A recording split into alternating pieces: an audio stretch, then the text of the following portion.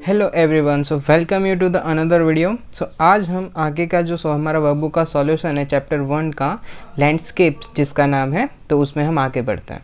So third question जो है हमारा कि answer the following question in 2 और 3 सेंटेंसेस। ठीक है, अब यहाँ पर हमें 2 और 3 सेंटेंसेस में क्या करना है, ये जो हमारे क्वेश्चन है उसके जवाब लिखना है। तो some people say that I am one thing and other say that I am many, explain. अब ये जो लाइन है हमारी, उसको हमें क्या करना है कि उसे समझाना है। ठीक है, 2 से 3 सेंटेंस में हमें उसे समझाना है। तो water is personified in the poem water dance as a substance, water is one thing. ठीक है, अब यहाँ पर ये जो लाइन है वो हमारे वाटर के बारे में दी गई है। ठीक है, पानी के बारे में बताई गई है। अब यहाँ पर ये जो हमारी वाटर है वो एक चीज़ है, but in the world we find water in a many different forms and shapes. ठीक है, पानी एक चीज़ भले ही है, लेकिन हमारी इस पूरी दुनिया में, हमारी इस पूरी पृथ्वी में वो बहुत ही अलग अलग फॉर्म्स में, बहुत ही अलग अलग शेप्स में हमें यहाँ पर देखने मिलती है। कैसे? तो water is found having the forms of rain, mountain, stream, waterfall, lake, river, sea, mist, cloud etcetera. तो ये सब क्या है, हमारे वाटर के फॉर्म्स हैं। ठीक है, अलग अलग शेप्स हैं। In this context water says that it is one and many as well. तो इसी बारे में बोलकर, यानी कि वो अलग अलग फॉर्म और शेप्स में होने के कारण वो क्या कह रहा है कि वो एक चीज़ है लेकिन वो अनेक चीज़ भी है। ठीक है। Second, how is the mountain stream different from the waterfall. ठीक है, ये जो हमारी माउंटेन स्ट्रीम है वाटरफॉल से अलग कैसे है। तो both the mountain stream and waterfall are forms of water. पहले तो ये बात कर लें कि दोनों जो हमारे माउंटेन स्ट्रीम और वाटरफॉल है क्या है, तो पानी के ही एक रूप है। ठीक है, but they differ in many respects. वो बहुत सारी अलग अलग चीज़ों से क्या होते हैं, एक दूसरे से अलग हैं। कैसे? The mountain stream flows in a large amount and comes tumbling down to the moss covered rock. हमारी ये जो हमारी माउंटेन स्ट्रीम है वो क्या कर रही है, तो बहुत ही बड़े अमाउंट में, बहुत ही ज़्यादा मात्रा में वहाँ पर फ्लो करती है और बड़े बड़े पहाड़ों से नीचे उतर कर ये हमारे पत्थरों के बीच में वहाँ पर आती हैं। It passes through the forest while waterfall leaps from a stone cliff, coiling and driving at the foot of the mountain. अब यहाँ पर क्या होगा कि ये जो पानी है पत्थरों तक आकर फॉरेस्ट के बीचों से वहाँ पर गुजरता हुआ वहाँ से जाता है। लेकिन वाटरफॉल की बात करें, झरने की बात करें, जो कि क्या हो रहा है, तो ऊपर पहाड़ियों में से गिरता है और हमारे पहाड़ के जो फूट है यानी कि पैर है वहाँ पर जाकर वो इकट्ठा होता है। Then third, describe the river and narrated in the poem Water Dance. तब यहाँ पर रिवर के बारे में क्या बताया गया है हमें, हमारी ये जो वाटर डांस पोएम है उसके बारे में हमें यहाँ पर आंसर लिखना है।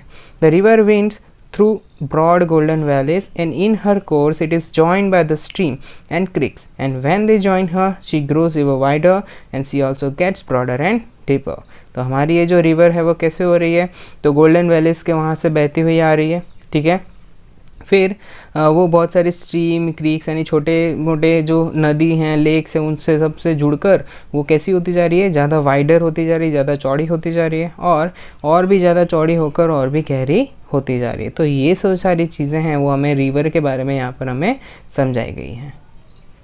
देन नेक्स्ट कि mention 2 points of a difference of each between the thunder head and the storm. तो थंडर हेड और स्टॉर्म के बीच में क्या अलग है, क्या डिफरेंस है, वो हमें बताना है। The thunderhead emerges at the wall of the mountain and rises up, and it looks like a bright power-filled tower in the darkened sky, and it is so compared because it has a great strength. अब यहाँ पर क्या हो रहा है कि हमारा ये जो थंडर हेड है वो कहाँ से आ रहा है, तो वो हमारी माउंटेन्स में से आ रहा है, वहाँ से उठकर हुआ वहाँ पर वो हमारे पास आ रहा है। फिर वो एकदम ब्राइट पावर वाला है जिसके अंदर बहुत इतनी ताकत है कि वो क्या कर सकता है, पूरे स्काई को डार्कन कर सकता है, पूरे आसमान को वो काला कर रहा है।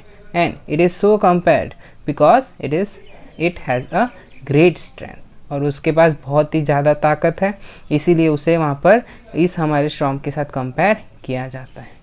Then the last line of the poem water dance reads, this is my dance through our wall, explain the sentence with the reference to the poem. Water exist ever since the world began. ठीक है, अब पानी जो हमारा है जब से हमारी दुनिया शुरू हुई है तब से हमारे इस धरती के ऊपर, हमारी इस दुनिया में है। तो as a substance it is one but it has many forms and it exist in many different forms, ठीक है। अगर हम सब्सटेंस की बात करें, सिर्फ पानी की बात करें, तो वहाँ पर एक ही पानी है, लेकिन उसके कई अलग अलग रूप हैं जो हमारे धरती के ऊपर मौजूद हैं। Water continuously goes on in a cycle, ठीक है।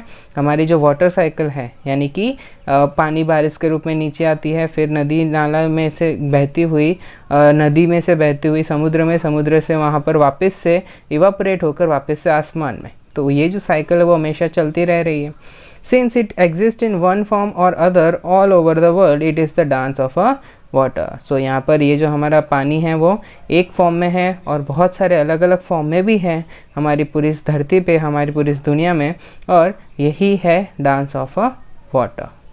फिर नेक्स्ट है हमारे पास, तो यहाँ पर है कि मैच ए एंड बी, ठीक है। हमें यहाँ पर मैच करना है।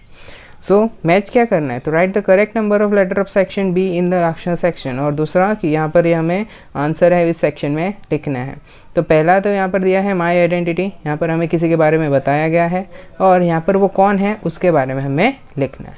तो I have been moving in endless circle, तो ऐसा कौन है जो एंडलेस सर्कल में मूव कर रहा है, आंसर है डी, यानी कि rain. I leave from the stone Cliff, कौन स्टोन क्लिफ से वहाँ पे आता है, तो waterfall. I went through the broad and golden valleys, so river. I rise into the air, I disappear, फिर mist. I blind the sky with the lightning, storm, and I am the countless droplets of a rain, then rainbow. तो इसी तरीके से ये जो answer है हमें यहाँ पर लिखना है। Then अब यहाँ पर नेक्स्ट हमारे पास put the tick mark right in the box against the following statement if they are true and cross mark if they are false. अब यहाँ पे ट्रू और फॉल्स हमें करने हैं, ठीक है। अगर सेंटेंस सही है, स्टेटमेंट सही है तो ट्रू आएगा, और अगर गलत है तो फॉल्स आएगा। Then the sea says I will over I fill and overflow, तो सी ने ये कहा था, जी नहीं, false. The earthquake trembles with my thunder, I am the thunder head, जी नहीं, false. Drawn upward by a warm sunlight in the white silver wheels, the figure of speech in the line is alliteration. जी हाँ, ये जो हमारी line दी गई है इसमें ये जो फिगर्स ऑफ स्पीच है वो कौन सी है, alliteration ही है। So answer is true. I rise up and gleaming power filled towers in the darkened sky and I am the cloud. जी नहीं, clouds हैं वो वहाँ पर पावर वाले नहीं होते, so यहाँ पर आएगा false. Then next, one of the water form described in the poem is the ocean. Wrong. In the thousands of the shapes I reappear. The figures of speech in the line is hyperbole. Yes, ये जो हमारी line दी गई है hyperbole वाली line है, जी सही है। The figures of speech in the line I am one thing and I am many things is the antithesis. Yes, it is right. The poet of the poem Water Dance is A.P. Harbert. Falls. यहाँ पर हमारी जो water dance poem है उसके जो poet है वो AP. हार्बर्ट नहीं है, उनके जो पोएट है वो कौन है, थॉमस लॉकर। सो ये स्टेटमेंट है फॉल्स। फिर नेक्स्ट हमारे पास word power. So pick out the adjectives from the following stanza. यहाँ पर हमें ये जो पैराग्राफ दिया है तो उसमें से हमें क्या करना है, एडजेक्टिव्स निकालना है। एडजेक्टिव्स हमें पता है जो हमें नाउन के बारे में समझाते हैं, नाउन के बारे में बताते हैं, ठीक है। सो I went through the broad golden valley joined by the stream joined by the creek. I grew ever wider, broader and deeper. तो इसमें एडजेक्टिव्स कौन से हैं, तो broad, golden, wider, broader और deeper, ये सारे जो यहाँ पर वर्ड्स हैं इस स्टैंजा में वो सब क्या हैं, एडजेक्टिव्स हैं। Then pick out the pairs of rhyming words from the following, ठीक है। अब यहाँ पर राइमिंग वर्ड्स हमें क्या करने हैं, इस स्टैंजा में से निकालने हैं, ठीक है। हमें दो पेयर निकालनी है। तो फर्स्ट पेयर है वो कौन सी है, veins and seas. So veins and seas. Then heavier and darker, heavier and darker. तो ये दोनों जो पेयर है वो कैसी है, राइमिंग वर्ड्स की पेयर है। राइमिंग वर्ड्स यानी जिसकी मदद से हमें क्या होती है, ये पोएम है उसके बारे में पता चलता है। पोएम के जो वर्ड्स हैं वो एक दूसरे से राइम करते हैं, एक दूसरे के जैसे हों, ठीक है, तो उन्हें हम राइमिंग वर्ड्स वहाँ पर कहते हैं। और राइमिंग वर्ड्स में क्या होता है कि ये जो हमारी लाइंस होगी, ये जो हमारी पोएम की लाइन होगी उसके लास्ट में वो दोनों वर्ड्स आएंगे और ये दोनों एक दूसरे से सिमिलर होंगे उनकी साउंड में, ठीक है। उनको जब हम बोले तो वो एक जैसे वहाँ पर हमें लगेंगे। देन नेक्स्ट हमारे पास रीडिंग कम्प्रीहेंशन पोएट्री अनसीन, ठीक है। अब यहाँ पर हमें एक पोएम दी गई है जो कि अनसीन है, यानी हमने हमारे टेक्स्ट बुक में या कहीं पे भी ये पोएम देखी नहीं है। और ये जो हमारी पोएम दी है उसमें से हमें कुछ क्वेश्चंस पूछे गए हैं, उसके आंसर हमें यहाँ पर देने हैं। So which season is mention in the poem, तो ये जो हमारी पोएम दी है उसमें कौन से सीजन के बारे में बताया गया है, तो in this poem there is mention of the spring season. ठीक है, स्प्रिंग सीजन के बारे में हमें यहाँ पर बताया गया है। What do birds like to eat, तो बर्ड्स को क्या खाना पसंद है इस पोएम के हिसाब से, तो birds like to eat the worms from the ground, उन्हें वर्म्स खाना पसंद है, यानी कीड़े मकोड़े वहाँ पर खाना पसंद है।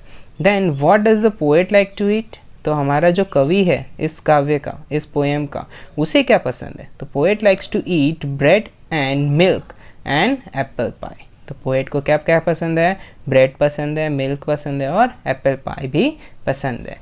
Then what does the poet do when he was very young, जब वो यंग थे, जवान थे, तो वो क्या करते थे, so when the poet was young he puts the worm right on his tongue but didn't swallow it, वो क्या करते थे, ये जो वर्म्स जिन्हें, जो बर्ड्स को बहुत पसंद है, उन्हें वो क्या करते थे, अपनी जो जीभ है, टंग है, उसके ऊपर रखते थे, लेकिन उसे निगलते नहीं थे।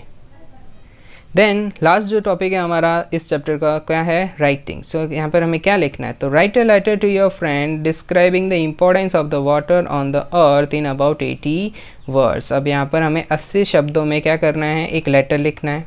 ठीक है, क्या लेटर का हमारा टॉपिक क्या है कि हमारा जो फ्रेंड है, आपका जो फ्रेंड होगा, आपको उसको वाटर की इंपॉर्टेंस के बारे में समझाता हुआ यहाँ पर आपको एक लेटर लिखना है। सो लेटर आपको इस तरीके से लिखना है, जहाँ पर पहले ऊपर एड्रेस आएगा, फिर डेट आएगा, फिर आप जिस फ्रेंड को लिख रहे हैं उसका नाम आएगा, और सबसे पहला जो पैराग्राफ होगा उसमें आप उसके बारे में हालचाल पूछोगे। ठीक है, उसकी हेल्थ कैसी है, आप कैसे हो, वो सारी चीज़ें बताओगे।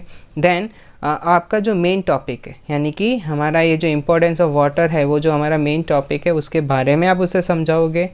देन हमारा टॉपिक जैसे कि इम्पोर्टेंस ऑफ वाटर था, तो वो वाटर इम्पोर्टेंट क्यों है उसके बारे में आप उसे समझाओगे, और समझाते हुए आप जो है उसके कामना करोगे, उससे आप उससे कहोगे कि I hope you understand the importance of water and please save it. आप उसे उस पानी को, उस जीवन को आपको क्या करना है, उसके बारे में उसे समझाता हुआ ये जो खत है इस तरीके से यहाँ पर आपको लिखना है। और लास्ट में आएगा कि आप कौन है, यानी आपका जो नाम है वो आपको यहाँ पर लिखना है।